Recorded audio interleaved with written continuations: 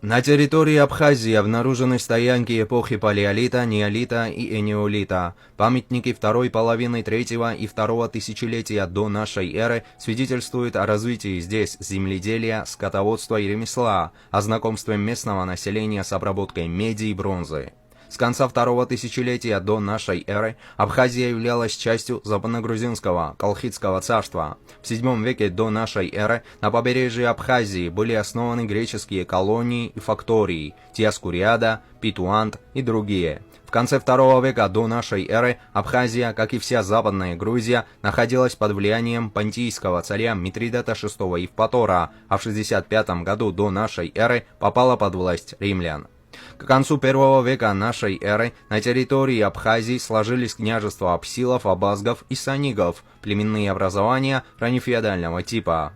Правители их утверждались римскими императорами. С образованием в IV веке нашей эры в Западной Грузии царства Лазики Абхазия вошла в его состав. В начале VI века северная часть Лазики, сегодняшняя Абхазия, была подчинена Византии. Восстания местного населения против византийского владычества были подавлены, и с 60-х годов VI века власть Византии укрепилась во всей Западной Грузии.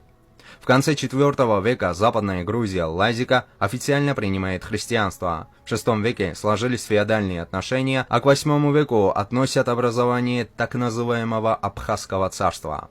К началу VII века Восточная Грузия была частью Ирана с кое-какими элементами самостоятельности, а в Западной существовало царство Игрисии, зависимость которого от Византии постепенно слабела. В 737 году арабский полководец Мурман-Хру прошелся по всему Кавказу, стирая с лица земли целые города. Часть восточно-грузинского населения ушла на запад.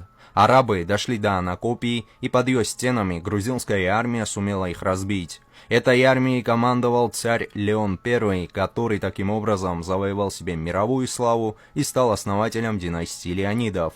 Он умер в 767 году.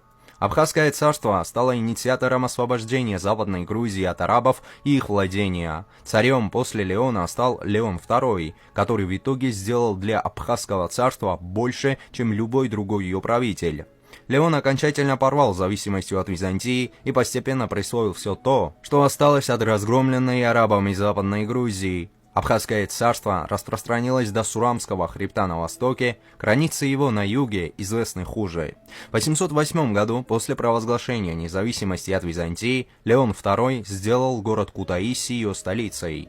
Впоследствии историки будут долго выяснять, кто этнически доминировал в этом государстве. Одни скажут, что абхазов в нем почти не было, ибо они растворились в массе грузинского населения. Другие скажут, что абхазы доминировали, как минимум, среди аристократии. На самом же деле этот вопрос не имеет никакого значения, ибо абхазы были точно таким же православным племенем с кавказской культурой, как и прочие грузинские племена, как кахетинцы, имеретинцы, месхетинцы, лазы, мигрелы, сваны и так далее. У них была одна и та же письменность, одна вера, одна архитектура и один церковный язык. Стоит тут же отметить, что в повести временных лет один средневековый русский хронист пишет «Обхаз иже суть Ибер» или «Ибер иже суть Обхаз», то есть Абхаз это то же самое, что Ибер, то есть это один народ. Также не стоит забывать, что персы Черное море в ту пору называли Корджидария, то есть морем грузин. Если бы Абхазское царство было бы не грузинским государством, то Грузия бы не имела выхода к Черному морю. Соответственно, персы вряд ли стали бы называть Черное море морем грузин. Абхазы первые додумались до проекта объединения всех грузинских земель. Именно по этой причине столицей Абхазского царства стал древнейший центр грузинской цивилизации, город Кутаиси, а не Новый Афон, Анакопия. Та Абхазия, которую создал Леон, безоговорочно погибла в 16-17 веках после переселения сюда апсу-абхазов. Очень странно, что современная Абхазия пытается отождествлять себя с той, леоновской эпохой, и в Сухуми даже назвали проспект именем Леона II. Ведь Леон пытался объединить все грузинские царства в единое централизованное государство и стать царем единой Грузии, и все пришедшие на смену ему абхазские цари стремились к этому же. А сегодняшние апсу-абхазы пытаются отделить Абхазию, эту историческую древнюю область, от Грузии. В 811 году Леону наследовал его сын Феодосий, который в 819 году построил город Хони и собор Святого Георгия в нем. Феодосий попробовал расширить границы Абхазского царства на восток, но у него это не очень получилось. Он умер в 837 году. Ему наследовал его брат Дмитрий II. При нем страна постепенно втянулась во внутренние конфликты, и даже последовательность царей с этого момента сбивается. Появляются даже узурпаторы. Только в 887 году Баграт, сын Дмитрия, при помощи византийской армии вернул себе власть. Он умер в 893 году. С этого момента в истории Абхазского царства возвращается стабильность. Баграту наследовал его сын Константин, который правил страной с 893 по 916 год. Константину удалось присоединить к себе Центрально-Грузинское, Котлийское царство и совершить несколько походов в Восточную Грузию, Кахетию и Ретию. Он был очень близок к объединению Грузии. Ему наследовал его сын Георгий II. Правление этого царя можно назвать маленьким золотым веком Абхазии. Никогда ранее Абхазское царство не было таким большим и сильным. На всякий случай Георгий решил наладить отношения с южногрузинским царством Таук-Ларджетий и выдал свою дочь Курандухт за Гургена Багратиони.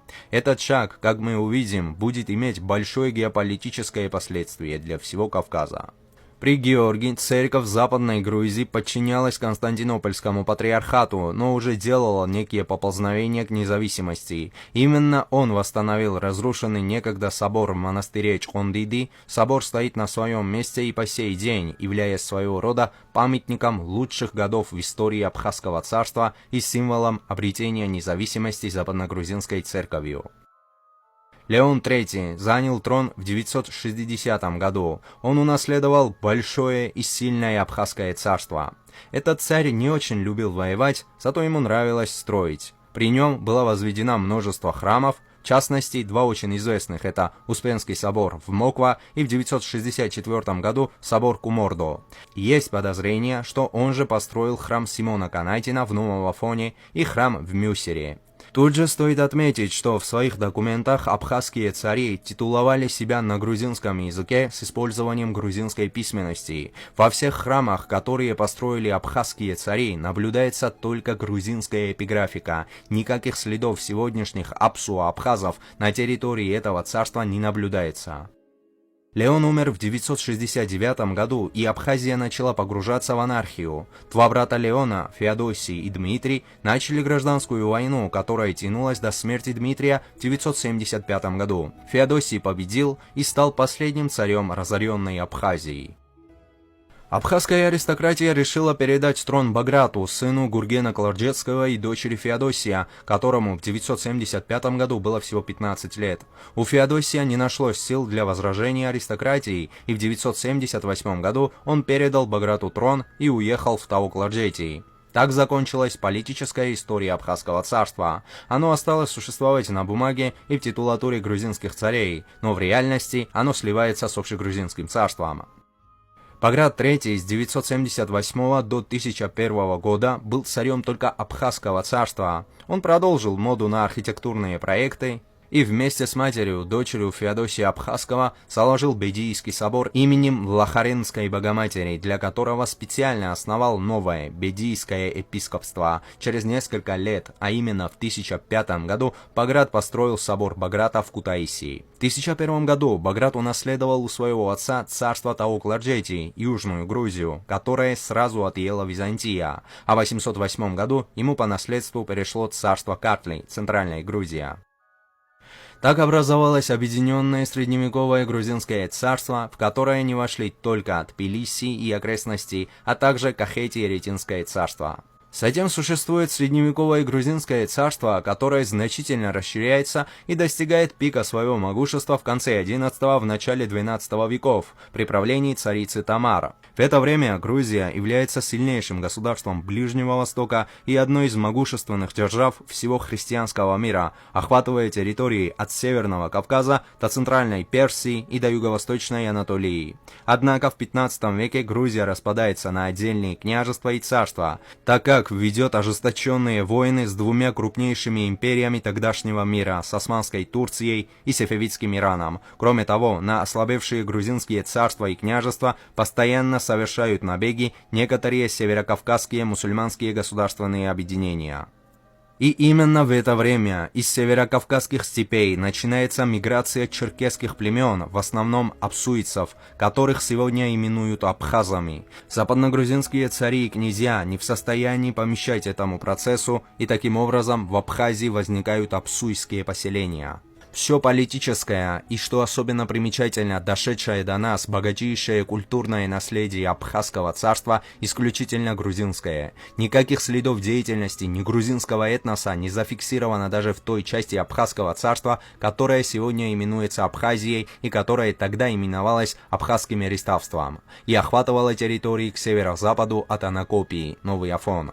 В пределах этого Реставства, в частности Пицунде, находилась кафедра автокефального западногрузинского католикоса. В истории хорошо известны имена пицунских архиереев, исключительно грузин.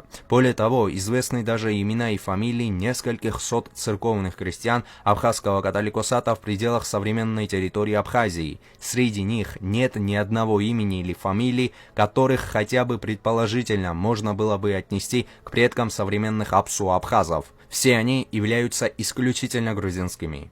Официальным языком Абхазского царства, как указывают грузинские, армянские, арабские, персидские и византийские источники, был грузинский язык. На всей территории сегодняшней Абхазии до 17 века встречается только грузинская эпиграфика, не считая двух арабских надписей. Неужели абсуа, которые утверждают, что они коренные жители Абхазии и живут на этой территории как минимум 3000 лет, не смогли оставить на этой территории хотя бы один свой след до 17-18 веков, а оккупанты, как абсуа сегодня называют грузин, смогли оставить бесчисленные следы своего присутствия, начиная от архитектурных сооружений и эпиграфики, доканчивая до географических и гимнографических сведений.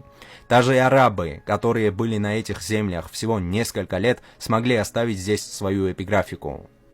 Абсуа называют регион своего сегодняшнего проживания Абсадгил. Этот композит, полученный путем слияния самоназвания абсуйцев, абс и грузинского слова адгилли, что означает место, то есть место Абсуа, с большой точностью отражает суть данного понятия. По признанию самых абсуйцев, они смогли выразить смысл своей родины лишь с помощью грузинского слова, разумеется, после того, как поселились в Грузии или когда Грузия стала их родиной. Так произошло потому, что пока абсуа были, так сказать, кочевниками, им не требовалось понятие родины, и поэтому, как у кочевников, и у абсуа не было обозначающего родину термина. Кроме Абсадгила, у абсуйцев есть и другой термин «аджинчтола», который также перенят из грузинского, точнее мигрельского языка, и также означает «родину» или «отчизну». Джинджи по-мигрельски означает «корень». Несмотря на все это, больше оснований думать, что древние абхазы говорили на картвельском языке, родственному мигрельскому и сванскому, и именно у них позаимствовали абсуа аджинчтола, а слово адгили, видимо, наши братья абсуа унаследовали книжным путем благодаря распространению христианства. Таким образом, косок-черкесы родину обрели с 15 века в захребетной Грузии, откуда некоторые там сформировавшиеся племена перешли по южную сторону Кавказского хребта и с 16 века поселились тут. Мигрелы, сваны и другие жители Западной Грузии начали именовать их абхазами, так как они поселились в древнегрузинской историко-географической области Абхазии. С полной уверенностью сегодня можно сказать, что черкесы, в том числе и абсуа-абхазы, родственные грузинам на генетическом, культурном и языковом уровне. Но сегодняшние абхазы-абсуа – это не те древние абхазы, которые образовали западногрузинское Абхазское царство и которые начали процесс объединения грузинских земель в единое централизованное государство. Древние абсилапшилы и абазгабхазы были грузинскими, картвельскими племенами, а Абхазия – это исконно грузинская земля, которая всегда входила в состав грузинского.